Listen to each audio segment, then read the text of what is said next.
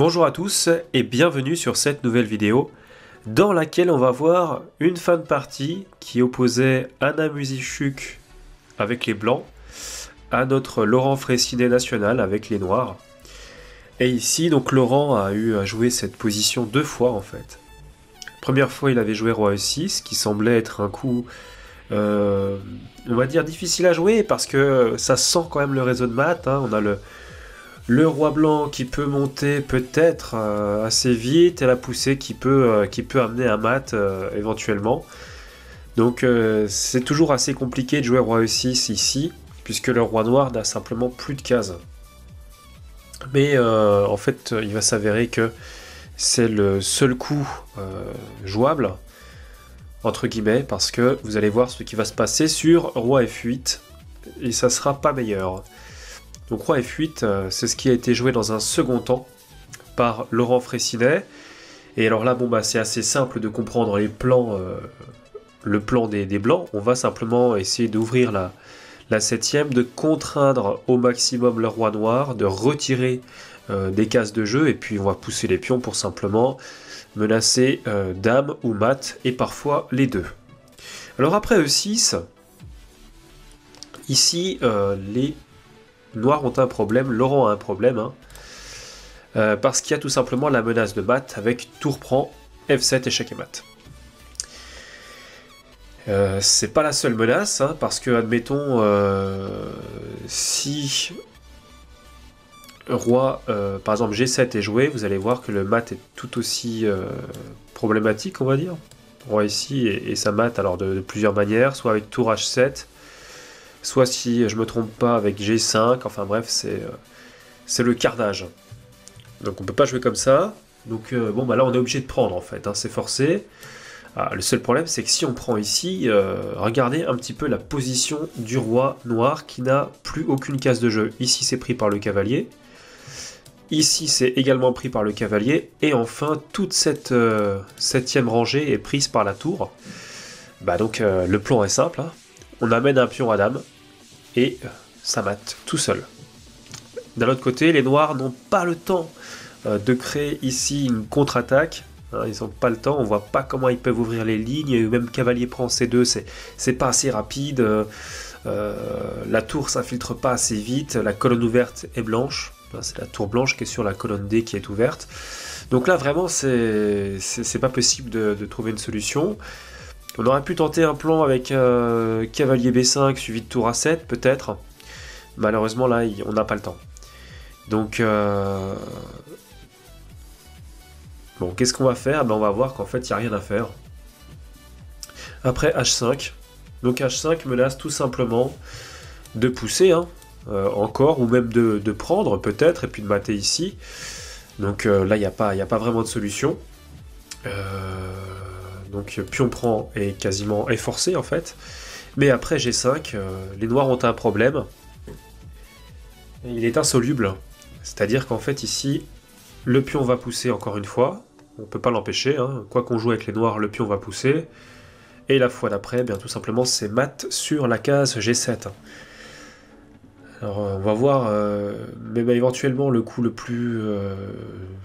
je veux dire le plus imprévisible ou le plus embêtant, on peut essayer pion prend B3 par exemple, pousser, hein. Et là on peut tenter peut-être B2 échec, admettons, roi prend, cavalier C4 échec, alors surtout pas ni roi B3 ni roi C1. Alors sur roi B3 qu'est-ce qui se passe? Vous allez le voir, il y a tout simplement tour A3 échec. Roi prend, bon éventuellement là on peut peut-être essayer de trouver quelque chose avec les noirs, et encore c'est pas garanti, c'est pas du sûr. Je vais voir ce que dirait éventuellement le module ici. Le module dit que tout simplement effectivement il n'y a pas de possibilité pour les noirs de conserver les échecs et que les blancs vont mater très vite. Donc c'est une tentative qui échoue. Donc en fait roi B3 est possible. Ce qui en revanche n'est pas possible, c'est de jouer après cavalier C4, roi C1 évidemment. Vous aurez compris, parce qu'il y a tout simplement tour à 1, échec et mat. Donc on peut pas jouer comme ça. Donc effectivement sur cavalier C4, il y aurait roi B3 ou roi B1. Roi B1 je pense, mais alors attention à Roi B1 quand même parce qu'il y a peut-être beaucoup d'échecs possibles ici. Cavalier A3, quoique Roi C1 peut-être, et de toute façon on a le mat en 1 derrière. Donc, sur cavalier des 2 échecs, ça peut être le plus embêtant. Alors surtout pas tour prend, hein. On retirerait le réseau de mat. Donc on fait Roi C1 tout simplement. Et bon, là je vois pas trop ce que les noirs peuvent continuer à jouer. Peut-être cavalier B3 échec, hein, en prise. Tour 1 échec, il va y avoir 1 ou 2 échecs, puis après ça sera fini. On va dire Roi B2, et voilà c'est fini. Il n'y a plus d'échecs possibles. Admettons tour B1, Roi prend, et derrière il n'y a pas de patte, hein, vu qu'il y a beaucoup de pions noirs qui peuvent continuer à jouer. Donc les noirs jouent soit H4, soit C5, soit E5. C5, E5 ou H4. Et derrière nous on a G7 mat. Voilà. Voilà pour la petite démonstration. C'est-à-dire qu'en fait il n'y a vraiment pas du tout de possibilité de forcer quoi que ce soit. Et ici le module est parfaitement clair. La seule possibilité qu'il y aurait d'empêcher le mat, selon le module, ça serait de jouer le coup tour 8, c'est vous dire si ce coup est pauvre.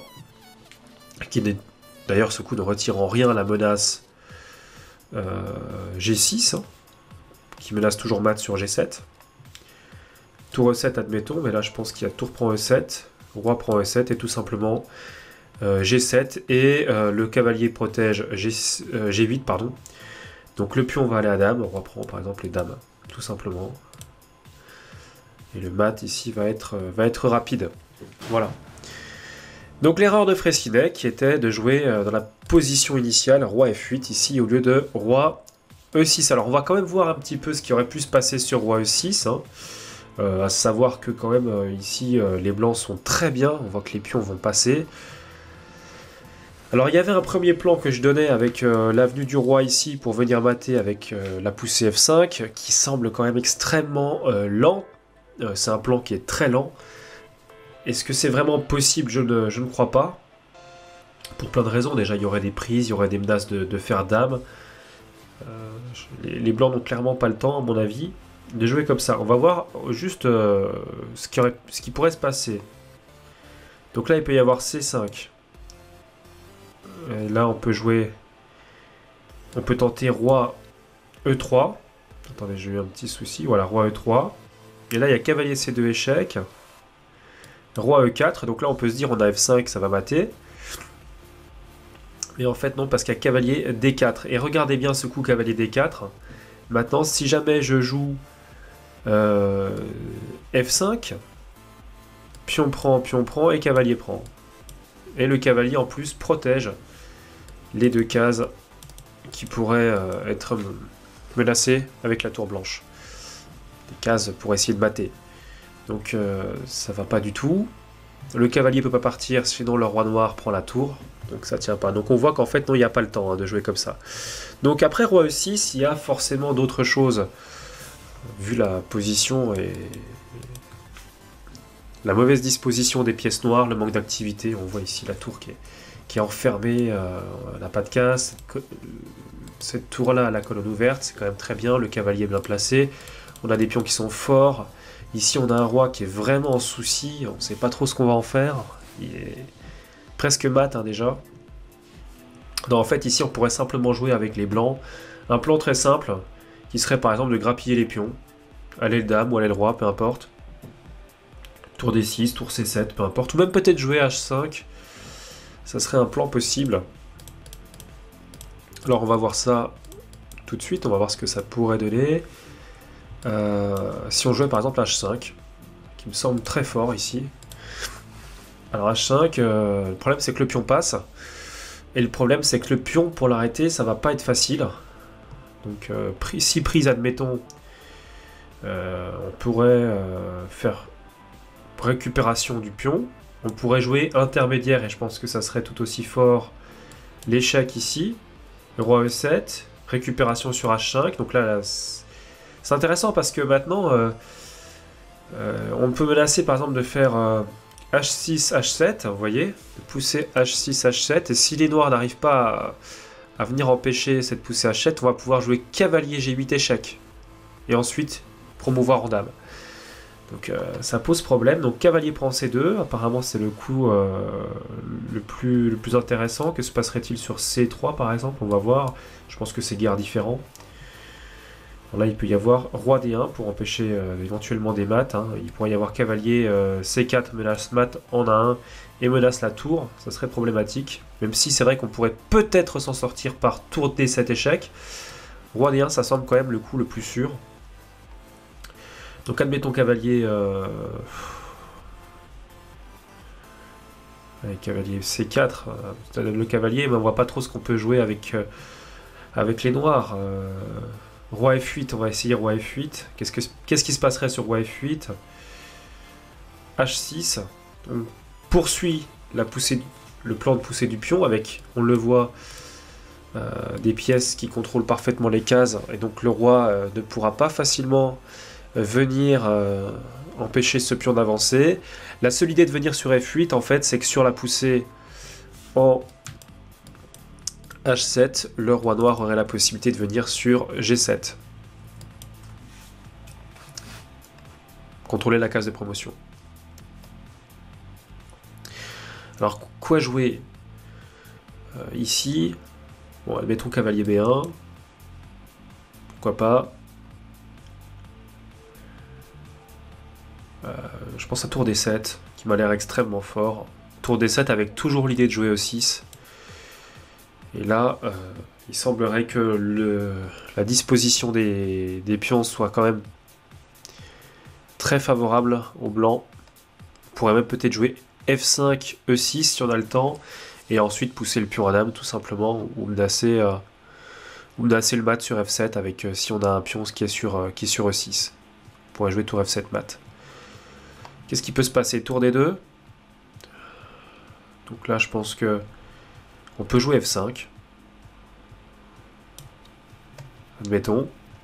Donc là, vous voyez que E6 maintenant, c'est une très forte menace. Hein. E6 menace directement le mat sur F7. Là, on n'est pas bien. Cavalier F3 peut-être. E6. F prend. F prend. Et alors là, les noirs ont peut-être quelques coups pour faire illusion.